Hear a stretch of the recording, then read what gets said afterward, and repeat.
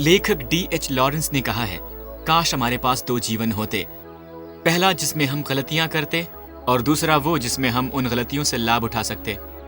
पर अफसोस कि हम जीवन का रिहर्सल नहीं कर सकते, हमें केवल एक ही जीवन मिलता है। निसंदेह आप अतीत को नहीं बदल सकते। हम सभी गलतियां करते हैं, हम सब गड़बड़ करते हैं, पर सवाल ये है कि हम कैसे बाकी के जीवन को यथासंभव बढ़िया बना सकते हैं। एक ऐसा उद्देश्य पूर्वक जीवन कैसे जी सकते हैं जो सचमुच संतुष्टिकर हो।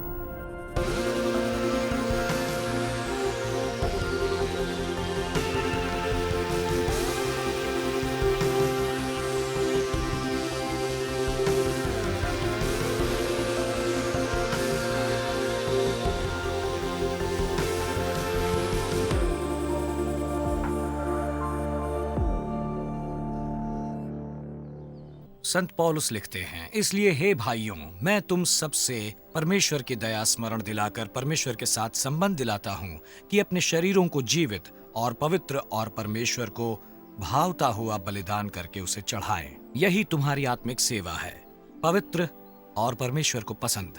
यही है हमारी आत्मिक सेवा। और इस संसार के सदृश न बने, परंतु तुम्हारी बुद्धि के एक नए हो जाने से तुम्हारा चाल चलन भी बदल जाएगा, जिससे तुम परमेश्वर की भली और पसंदीदा और सिद्ध इच्छा मालूम करते हो, जो है परिपूर्ण इच्छा। पौलुस कहते हैं, अतीत से नाता तोड़ दो। आइंदा इस दुनिया के रिवाजों के अनुकूल न बनो। दुनिया से उनका मतलब है वो दुनिया जिसमें परमेश्वर का स्थान नहीं। एक अनुवाद के अनुसार अपने आसपास की दुनिया को अपने जैसा बनने का दबाव ना डालने दें। दूसरे शब्दों में, अलग होने का साहस जुटाइए। मैं कभी किसी दबाव में आकर कुछ नहीं करती। जी हाँ, शायद अपना अधिकतर जीवन। जी हाँ, हर दिन। पर एक दिन मैं जब बार में था तो मेरा मित्र चाहता था हम क्लब जाएं, पर मैं घर जाना चाहता था और मैं घर जाकर सो गया। जब लोग मेरी तरफ देखते हैं मुझे चिंता होती है, मुझे बेचैनी होती है। मैं तो किसी प्रकार से अनुकूल बनने का दबाव नहीं अनुभव करता। मैं पूरे जी जान से अपना काम करता हूँ। लोग आपको किसी दूसरे की तरह देखते हैं और कहते हैं, हाँ तुम उसकी तरह या वैसा बर्ताव कर रहे हो। आपको कहना चाहिए, नहीं मैं जो हूँ सो हूँ। काम पर हाँ, पहले मित्रों के साथ ऐसा था, अब मैं जैसा हूँ वैसा रहता हूँ। मैं हमेशा अपनी जीवन की दिशा बदलने की कोशिश करती हूँ। अधिकतर मैं सफल नहीं होती, परंतु कोई बात नहीं, मैं उससे सीखती हूँ। मैं किसी के अनुरूप बनने की आवश्यकता नहीं अनुभव करता हूँ। मैं अलग नहीं बनना चाहती, मुझे घुल मिल के रहना पसंद है।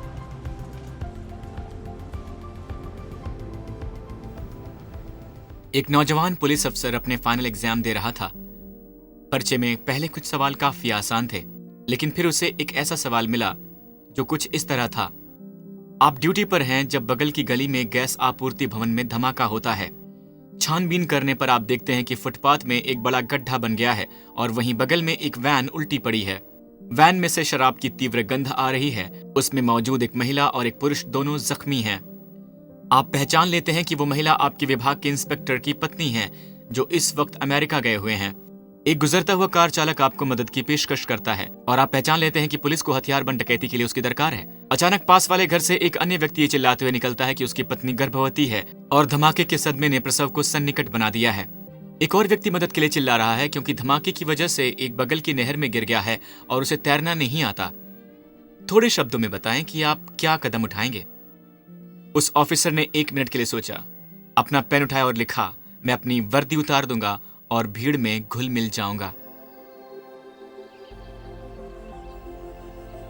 हम पर हर दिन जीवन में घुल मिल जाने के लिए बहुत दबाव होता है। एक आसान जीवन के लिए भीड़ में घुल मिल जाना, पर हमें भिन्न होने के लिए भिन्न दृष्टिकोण की आवश्यकता है।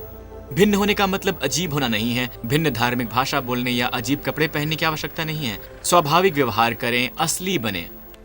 जैसे कि ऑस्कर वाइल्ड ने कहा है, अपने जैसे बनो वरन तुम नकल ही कहलाओगे। यीशु दुनिया में आने वाले सर्वाधिक सच्चे और सामान्य मनुष्य थे और वो सर्वाधिक नैतिक मनुष्य थे। पौलुस कहते हैं, दुनिया के जैसे ना बनो। दूसरे शब्दों में, अतीत से आगे बढ़ो, उससे संबंध ना रखो। अपने जैसा स्वाभाविक बनना आखिरकार स्वतंत्र करता है। मैं आपके बारे में नहीं जानता, परंतु मेरे विचार से कई बार हम बदलाव से डरते हैं। आप शायद इसलिए अल्फा आए क्योंकि किसी मित्र या परिवार के सदस्य में बदलाव देखा। उनके जीवन की कोई बात आपको आकर्षक लगी और आप उसका कारण जानना चाहते हैं, पर साथ ही आप सोच रहे हैं, पता नहीं मैं वैसा बनूं या नहीं। वो बदलाव करने का क्या अर्थ होगा? परमेश्वर ये नहीं कह रहे कि आप अच्छी बातें त्याग दें। वो आपको जीवन के लिए सर्वोत्तम चाहते हैं। वो केवल ये चाहते हैं कि आप अपने जीवन का कूड़ा त्याग दें, ताकि आप उस सारे खजाने को प्राप्त कर सकें जो उन्होंने आपके लिए रखा है। एक खजाना जिसका पौलुस ने जिक्र किया है वो है सच्चा प्रेम। संत पौलुस कहते हैं प्रेम सच्चा होना चाहिए। प्रेम में एक दूसरे के प्रति समर्पण हो, दूसरों का अपने से अधिक सम्मान करो। उसके लिए यूनानी का शब्दांश शब्द है एनोपोक्रेटोस, जिसका मतलब है ढोंग के बगैर। यूनानी नाटकों में यही शब्द इस्तेमाल किया जाता था जब कलाकार मुखौटा पहनते थे, पोक्रेटोस कहते थे, जिसका अर्थ है हिपोक्रेट या ढोंगी। मेरे विचार से हम यही मुखौटा पेश करते हैं जब हम नहीं चाहते कि लोग देखें कि हम कैसे हैं या हम कैसे अनुभव कर रहे हैं। और हम अपनी सोशल मीडिया प्रोफाइल में यही करते हैं। कोई भी अपनी ऐसी फोटो नहीं लगाता जिसमें वो बुरा दिखता है। हम सबसे बढ़िया फोटो ढूंढते हैं, उसमें फेर बदल करते हैं, परंतु वो हमेशा असली नहीं होती। खतरा ये है कि यदि हम जीवन में भी यही करेंगे तो हमारे संबंध और दोस्ती बेहद ओछे और सतही होते हैं। परंतु हमें उसके लिए नहीं बनाया गया है, हमें अर्थपूर्ण संबंधों के लिए बनाया गया है। जब मुझे आखिरकार समझ में आया तो मैंने जाना कि यदि परमेश्वर मुझे वैसे स्वीकार करते हैं जैसी मैं हूँ, चाहे वो मेरे बारे में सभी बुरी बातें जानते हो, तब मैं शायद खुद को स्वीकार कर सकती हूँ। जब हम समझते हैं कि परमेश्वर हमें वैसे ही प्रेम करते हैं जैसे हम हैं, हम अपना मुखौटा गिराकर स्वाभाविक बन सकते हैं, हम असली बन सकते हैं, और वही परमेश्वर को प्रिय मनुष्य होने का अर्थ होता है। और जब ऐसा होता है आप लोगों के साथ असली संबंध अनुभव करने लगते हैं।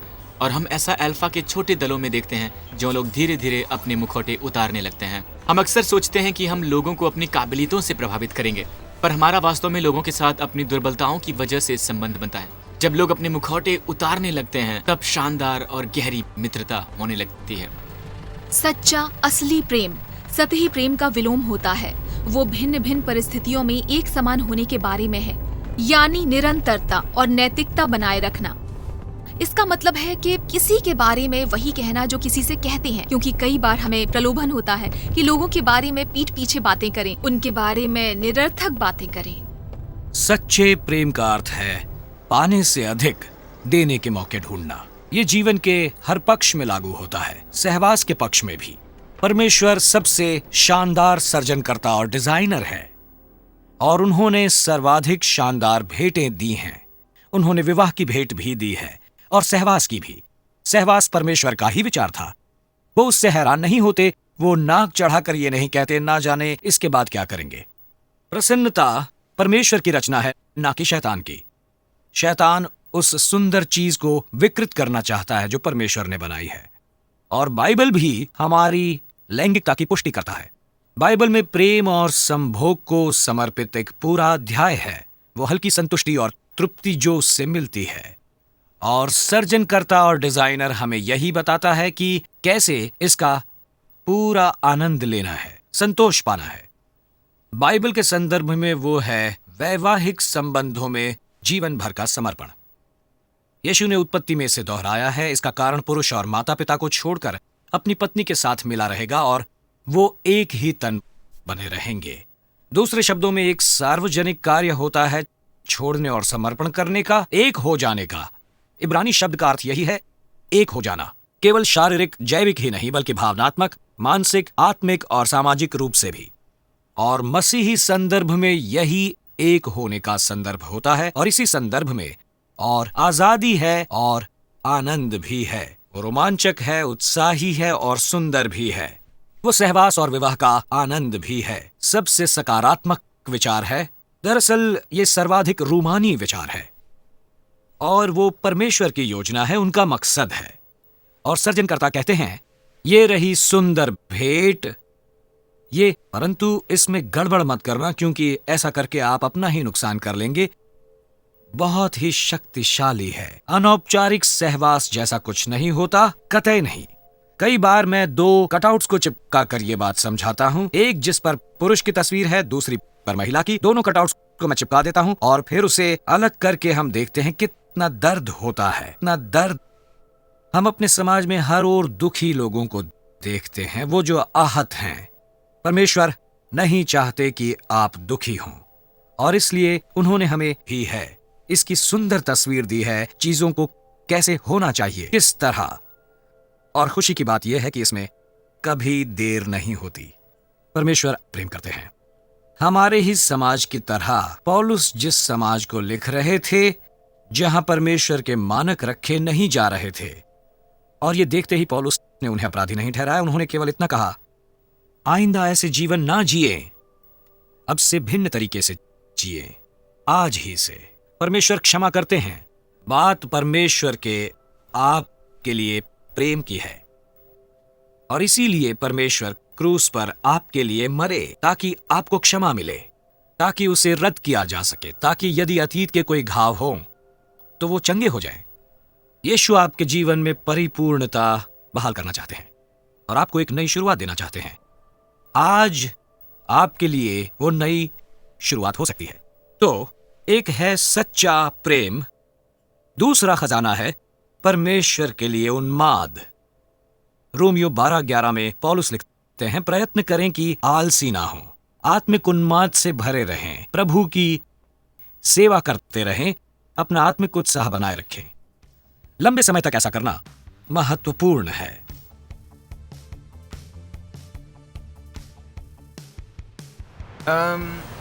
शायद बदले में समाज के लिए कुछ करना। मैं चाहता हूँ कि जब मैं मर जाऊं तो लोग मुझे ना भुलाएं। वैसे मैं गायक बनना चाहता हूँ। एक सुंदर बीवी, कुछ बढ़िया बच्चे जिन्हें मैं सर्फिंग के लिए ले जा सकूं। अपना व्यापार करना, शीघ्र रिटायर होना, एक स्वस्थ जीवन शैली के साथ स्वस्थ जीवन जीना। जी हाँ। अपना परिवार होना। मैं चाहता हूँ कि मैं अपने परिवार की मदद कर सकूं। उसके लिए मेरे पास बहुत से पैसे होने चाहिए ताकि सब ठीक से रह सकें। मैं अमीर बनना चाहती हूँ, हमेशा किसी से प्रेम करना चाहती हूँ, यही मेरा सपना है। मैं नहीं चाहता कि मुझे कोई पश्चाताप हो। अपना उद्देश्य जानना चाहता हूँ। चैन की नींद सोना चाहता हूँ। मैं चाहती हूँ ज्यादा से ज्यादा लोग एक दूसरे की मदद करें। जिंदगी जियो और मर जाऊं। जब तक मैं खुश हूं सब बढ़िया है। मैं नहीं जानता कि आपने पिछली सभा के बाद प्रार्थना की थी जब परमेश्वर से ये कहने का अवसर था कि वो हमें पवित्र आत्मा से भर दें। यदि हाँ, तो आपको शायद परमेश्वर के साथ विस्मयकारी अनुभव हुआ होगा। शायद आप बहुत प्रभावित हुए होंगे जब पवित्र आत्मा ने आपके दिल को गहराई से छुआ होगा। आप शायद बहुत अभिभूत हो गए होंगे, या शायद आपको थोड़ी निराशा हुई होगी। आप शायद कहते होंगे, मुझे आशा थी कि ये एक शानदार अनुभव होगा, लेकिन मुझे नहीं लगता कि मैंने कुछ अधिक अनुभव किया। शायद आप सोच रहे होंगे मुझे ये काफी कठिन लगता है, या ये सोच रहे होंगे मुझे बिल्कुल आसान नहीं लगता। शायद आपकी भाग जाने की इच्छा हुई थी, आप शायद भाग भी गए होंगे। लेकिन क्या आप जानते हैं, एक तरह से इससे फर्क नहीं पड़ता, क्योंकि भावनाओं में उतार चढ़ाव होता रहता है। कभी आप बहुत अच्छा अनुभव कर सकते हैं और अगले दिन जागने पर आप बुरा अनुभव करते हैं। जी हाँ, अगर आप सोमवार सुबह जागने पर सप्ताहांत के आनंद के बाद बुरा अनुभव करते हैं, इसका मतलब ये नहीं कि कुछ नहीं हुआ था। ऐसा नहीं है। इसका मतलब ये है कि आप थके हैं। परमेश्वर के साथ आपकी लंबी अवधि का संबंध अहमियत रखता है। मेरी परवरिश एक लौते बच्चे के रूप में हुई। मैं गिरजा जाने वाला अच्छा बच्चा था। 18 की उम्र में, जैसा कि प्रचलित है, मैंने बगावत की और एक क्लब में काम करने लगा था। अगले 10 वर्षों तक, 18 से 28 वर्ष के होने तक, मैं निरंतर सफलता की सीढ़ियों पर चढ़ता रहा था। 28 की उम्र तक मुझे अधिकतर चीजें मिल गई थी जो मेरे विचार से मुझे चाहिए थी। मेरी प्रेमिका की तस्वीर पत्रिकाओं में मुख्य पृष्ठ पर होती थी। मेरे पास एक गाड़ी थी, महंगी घड़ी थी, लैब्राडोर रिट्रीवर नस्ल का एक डॉग भी था न्यूयॉर्क में। मेरे घर में एक बड़ा पियानो भी था और मैं बहुत ही दुखी था। और मुझे कुछ जागरूक हुआ, कुछ ऐसा। मुझे ये सुझाव आया कि मुझे शायद कभी वहां से प्रसन्नता नहीं मिलेगी जहां मैं उसे ढूंढ रहा था। मुझे कभी लड़कियां पर्याप्त नहीं लगेंगी, कभी नशीले पदार्थ पर्याप्त नहीं होंगे, कभी भी दावतें पर्याप्त नहीं लगेंगी। मेरे विचार से वो नया नजरिया था। मैं विश्वास को नई नजरों से देखने के योग्य हुआ था। मैं यीशु से इतना बाध्य हुआ जो गरीबों की सेवा करते फिरते थे, दूसरों की देखभाल करते फिरते थे और एक नैतिक जीवन जीते थे। याकूब में एक वचन है जिसकी ओर मेरा ध्यान गया है। सच्चा धर्म है अनाथों और विधवानों और विधवाओं की उनके संकट के समय देखभाल करना और अपनों को दुनिया से दूषित ना होने देना। मैं दोनों में फेल था। मैंने न केवल पिछले 10 वर्षों में गरीबों के लिए कुछ नहीं किया था, बल्कि मैंने जीविका के लिए लोगों को दूषित किया था। मैंने एक महत्वपूर्ण कदम उठाया। मैंने अपनी सभी चीजों को बेच दिया और पश्चिम अफ्रीका में सेवा कर रहे डॉक्टरों के परोपकारी मिशन दल में शामिल हो गया जो एक बड़ी अस्पताल से काम करते थे। मैं उनका फोटोग्राफर बन गया। उन 2 वर्षों में मैंने बहुत कुछ देखा और एक चीज जिसने मेरा ध्यान केंद्रित किया था वो था लोगों का गंदा पानी पीना। आधे देश की सेहत के लिए बुनियादी जरूरतें भी पूरी नहीं हो रही थी। आधे देश के पानी पीने के लिए साफ पानी भी नहीं था। जब मैं न्यूयॉर्क लौटा तो मैं 30 वर्ष का हो चुका था और इस समस्या पर काम करने के लिए मैं बहुत ही प्रेरित हुआ। पानी की सेवकाई का निसंदेह मसीह के पास, परमेश्वर के पास मेरे लौटने के विश्वास के अनुभव से जन्म हुआ। पता है, मुझे विश्वास है कि पानी की सेवकाई परमेश्वर के दिल को प्यारी है। मैं मानता हूँ कि ऐसी दुनिया का विचार जहाँ सभी साफ पानी पीते हों बहुत ही बढ़िया है और हमारे पास परमेश्वर की भी यही इच्छा है और अपने कार्य द्वारा वो कर पाना एक बहुत ही शानदार आइडिया है। पिछले 9 वर्षों में हमने 9 लाख डॉक्टर एकत्र किए हैं। हमने विश्व भर में 55 लाख लोगों को साफ पानी उपलब्ध करवाया। सो हमने थोड़ा प्रभाव डाला है और सबसे महत्वपूर्ण यह है कि बिना पानी वाले लोगों की गिनती 1 अरब से 6,600 लाख तक आ गई है। इसके बारे में सोचने पर मुझे विचार आता है कि अपने कार्य के द्वारा परमेश्वर की सेवा करने की कोशिश ने मेरे जीवन में सब कुछ बदल दिया है।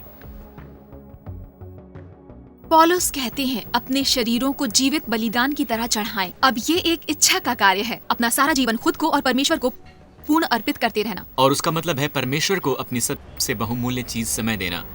जब कोई मसीह पर विश्वास करने लगता है, उसकी प्राथमिकताएं बदलती हैं और संबंध सबसे महत्वपूर्ण बनते हैं। सिर्फ लोगों के साथ संबंध नहीं, बल्कि परमेश्वर के साथ संबंध भी। जी हाँ, परमेश्वर को अपना समय अर्पित करने का ये मतलब नहीं कि हम जागते समय हमेशा बाइबल पढ़ें या प्रार्थना करते रहें। परमेश्वर के साथ संपर्क करने में समय लगाने से आपका उनके साथ संबंध रूपांतरित होगा और अन्य लोगों के साथ संबंधों में समय लगाना भी महत्वपूर्ण है। आपसे अकेले ये करने की अपेक्षा नहीं है। अल्फा केवल एक तरीका है लोगों से मिलते रहने का, पर इसके अलावा कई चीजें हैं, जैसे रविवार को गिरजे जाना। हम परमेश्वर को अपनी महत्वाकांक्षाएं भी देते हैं, परंतु क्या एक मसीही को महत्वाकांक्षी होना चाहिए? इसके जवाब में यीशु ने कहा था हाँ। यीशु वास्तव में हमें महत्वाकांक्षी बनने के आदेश देते हैं। वो कहते हैं पहले तुम परमेश्वर के राज्य की खोज करो तो ये सब वस्तुएं भी तुम्हें मिल जाएंगी। दूसरे शब्दों में इन चीजों को अपना मुख्य लक्ष्य ना बनने दें। जी हाँ, कुछ लोग पैसों को अपनी मुख्य महत्वाकांक्षा बनाते हैं, पर मान लें आप अपने जीवन के अंत तक पहुंच गए और आपने बहुत सी दौलत एकत्र कर ली है। स्वर्ग में परमेश्वर आपके सामने खड़े हैं और आपसे पूछते हैं तुमने अपने जीवन में क्या किया, और आप कहते हैं जी मैंने बहुत पैसे कमाए। वो कहेंगे अरे वाह बहुत अच्छे, वो यहाँ बहुत काम आएगा, हम उससे खेल सकेंगे। मेरा मतलब दूसरे स्तर की महत्वाकांक्षा के रूप में ये बढ़िया है। अगर आप कहें कि मैं ढेर सारे पैसे कमाना चाहता हूँ क्योंकि मैं जानता हूँ कि मैं उसे इस्तेमाल करूंगा गरीबी मिटाने के लिए, बीमारियों के उन्मूलन के लिए, दुनिया को बेहतर बनाने के लिए, ये बढ़िया है, ये बहुत बढ़िया महत्वाकांक्षा है, पर उसे अपनी मुख्य महत्वाकांक्षा ना बनाएं। आप उदार बने। पता है, दूसरों को देना स्वतंत्र करता है। हम परमेश्वर को अपना समय देते हैं, अपने पैसे देते हैं, अपनी महत्वाकांक्षा और अपने शब्द भी। और अपने शब्दों से आप किसी का दिन बिगाड़ सकते हैं, किसी का जीवन तबाह कर सकते हैं, परंतु आप लोगों को आशीष भी दे सकते हैं और उसका कोई मोल नहीं लगता, पर वो किसी का जीवन बदल सकता है। क्या हम अपनी जबान से उन्हें हतोत्साहित करते हैं या प्रोत्साहित करते हैं? क्या हम अपनी आंखों और कानों से ऐसी चीजें देखते या सुनते हैं जो हमें प्रोत्साहित करती हैं? क्या हम अपने हाथों को लेने या फिर सेवा करने के लिए इस्तेमाल करते हैं? मुश्किल तो ये है कि हम सोचते हैं कि यदि हम ऐसा करेंगे तो अपनी स्वतंत्रता गंवा देंगे, परंतु असल में वो हमारी स्वतंत्रता ढूंढने का तरीका है। संत ऑगस्टिन ने कहा है परमेश्वर की सेवा करना पूर्ण स्वतंत्रता है। मैंने भी यही जाना है। मैं जितना अधिक परमेश्वर की सेवा करता हूँ उतना मुक्त अनुभव करता हूँ, परंतु एक मूल्य भी होता है, यानी अपने शरीर को जीवित बलिदान के रूप में पेश करना। यीशु इसलिए नहीं आए कि जीवन को आसान बनाए, बल्कि इसलिए कि लोगों को महान बनाए। परंतु कोई चुनौतियां होती हैं। अपने जीवन में कूड़ों को पीछे छोड़ने की चुनौती होती है। हमारे जीवनों का कूड़ा कूड़ा ही तो होता है, परंतु कई बार उसे पीछे छोड़ना कठिन होता है क्योंकि हम उससे जुड़े हुए हैं और वो मूल्य का हिस्सा होता है। उसके अलावा विरोधी हालातों में उनका झंडा लहराने का मूल्य होता है। तो सोमवार की सुबह होती है, आप काम पर लौटते हैं, आप पानी के कूलर के पास खड़े होते हैं और ऐसा होता है कि उसी समय आपके कुछ साथी भी वहां आते हैं और कोई आपसे आकर कहता है हेलो, आपको देखकर खुशी हुई, आपका सप्ताहांत कैसा था? आप कहते हैं वो छुट्टियां बढ़िया थी, आपका बहुत बहुत धन्यवाद। और वो कहते हैं अच्छा वाकई आपने क्या किया? ओ मैं कहीं बाहर गया था। ओह अच्छा, कहाँ गए थे आप? ओह मैं चिचेस्टर गया था, वहाँ एक जगह है उसके पास में, वहाँ गया था मैं। एक जगह है ब्रैकलिशम बे, वहाँ गया था मैं। ओह ब्रैकलिशम बे, वो तो मैं जानता हूँ, मेरे माता पिता वहाँ रहते हैं। आप वहाँ कहाँ थे एग्जैक्टली? दरअसल हम वहाँ एक स्थान है रिचर्डसन, वहाँ हम छुट्टियाँ मनाने गए थे। वो एक तरह से हॉलिडे कैंप जैसा है। वाह, इस सप्ताहांत आप रिचर्डसन नामक स्थान पर छुट्टियों में कैंप मनाने गए। आप आखिर वहां क्या कर रहे थे? मैं एक कोर्स कर रहा हूं वहां। ओ, आप एक कोर्स कर रहे हैं? ये किस प्रकार का कोर्स है? अब मैं क्या बताऊं आपसे, वो एक तरह से सच कहूं तो वो इसका वर्णन करना कठिन है। वो उसका नाम वो कहलाता है अल्फा कोर्स।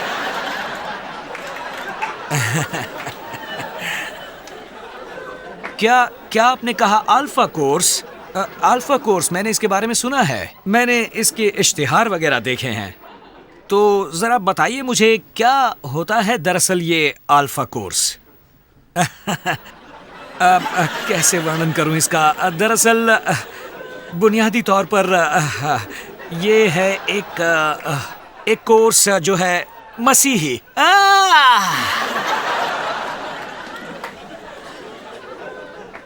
चलिए, एक बात खुशी की है कि वो आपको मार नहीं डालेंगे।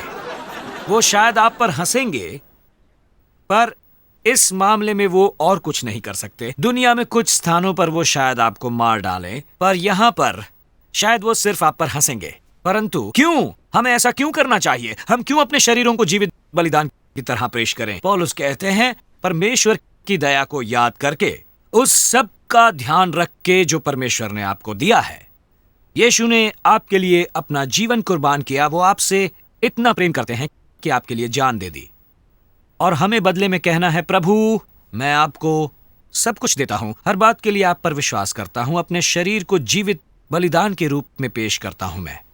पौलुस का कहना है कि जब आप ऐसा करते हैं, परमेश्वर की अपने जीवन के लिए इच्छा जानते हैं, उनकी अच्छी, सुखकर और परिपूर्ण इच्छा।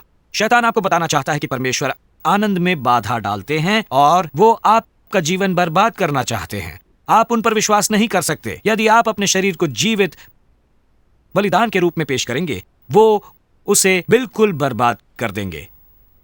परंतु पौलुस कहते हैं, नहीं, वो अच्छा, सुखकर और परिपूर्ण है। आप परमेश्वर की अपने जीवन के लिए योजना में सुधार नहीं ला सकते, क्योंकि यीशु ने कहा, मैं आया हूं कि तुम्हें जीवन मिले और वो भी बहुतायत में मिले। और जब हम अपने शरीरों को जीवित बलिदान के तौर पर पेश करते हैं, हमें परमेश्वर की अच्छी, सुखकर और परिपूर्ण योजना पता चलती है। हम जीवन खोज लेते हैं, परिपूर्ण जीवन, बहुतायत से भरा हुआ जीवन, वो जिसकी हमने अपेक्षा की थी, यीशु का अनुकरण करने वाला जीवन। मैं गलत संगत में पड़ गया था और मैं गाड़ियां उड़ाने और घरों में चोरियां करने लगा। मेरी और मेरे फ्रेंड्स की बहुत नामी चोरों में गिनती होने लगी। हम लोग बहुत बदनाम हो चुके थे। मैं बड़े छुरे से लेकर छोटी छुरियां तक ले जाता था, अपनी कमर पर बांधकर, और मैं ऐसा व्यक्ति था जो यदि निकलता था तो उन्हें इस्तेमाल करता था। और एक दिन मैंने किसी के सिर में छुरा घोंप दिया। मैंने उसे छुरा घोंपा, लेकिन उसके दिल की बजाय उसके कंधे के ऊपर घोंप दिया, उसकी छाती के ऊपर और उसके कंधे पर, और वो जमीन पर गिर गया। तो मैं कत्ल के 2 प्रयासों के लिए भागता फिर रहा था। और उसके बाद जब मैं जेल गया तो मुझे कानून से बहुत घृणा थी और मुझे किसी का आदेश सहन नहीं होता था। मुझसे सहन नहीं होता था जब जेल के अफसर मेरी खिल्ली उड़ाते। जब मैं पेरोल पर बाहर गया, मुझे जेल का एक अफसर मिला और मैंने उसे छुरा घोंप दिया। इसके कारण मुझे अत्यधिक सुरक्षा वाली जेल में डाल दिया गया। मुझे एक छोटी कोठरी में रखा गया जहां किसी से कोई संपर्क नहीं था। एक छोटी खिड़की से मुझे खाना खिलाया जाता। उन्हें अपनी सुरक्षा के लिए ढाल इत्यादि पहननी पड़ती थी और बहुत समय तक वही मेरा जीवन था। मैं एक से दूसरी और दूसरी से तीसरी जेल में जाता रहा, परंतु आखिर में मैं लॉन्ग लर्टिन पहुंचा। और जब मैं वहां था, मैंने अल्फा कोर्स जाना शुरू किया। मैंने कभी उसके बारे में सुना नहीं था, ना ही उसके बारे में कुछ जानता था। मुझे बस याद है कि जब मैं वहां गया नीचे की तरफ और एक कुर्सी पर बैठा, तो मैंने सोचा कि ओह नहीं, ये तो एक मसीही कोर्स है और हम लोग हर हफ्ते वहां जाते और मैं बहस करता। मुझे याद है कि फादर मेरे पास आते थे और कहते थे, अच्छा मैं प्रार्थना करने से पहले कुछ वचन बोलूंगा। और उनमें से एक था कि हम में से कोई भी धर्मी नहीं है, हम सभी परमेश्वर की महिमा से वंचित रह जाते हैं। उसके बाद उन्होंने यीशु के बारे में कुछ वचन कहे और समझाया कि वे क्रूस पर क्यों मरे, वे पापियों के लिए मरे। फिर उन्होंने कहा प्रार्थना करो, तो मैंने ऐसा करना शुरू किया। मैंने कहा, हे परमेश्वर, परमेश्वर, यदि आप सचमुच हैं, मेरे जीवन में आए, क्योंकि मुझे उससे घृणा है जो मैं हूं।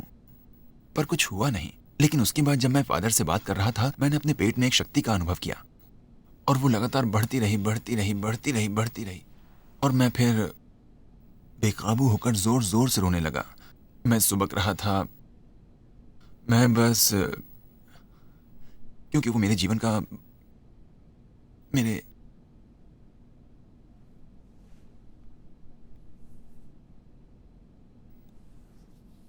जीवन का बदलाव था। मैं जान गया था कि परमेश्वर थे और आज कोई इसे बदल नहीं सकता।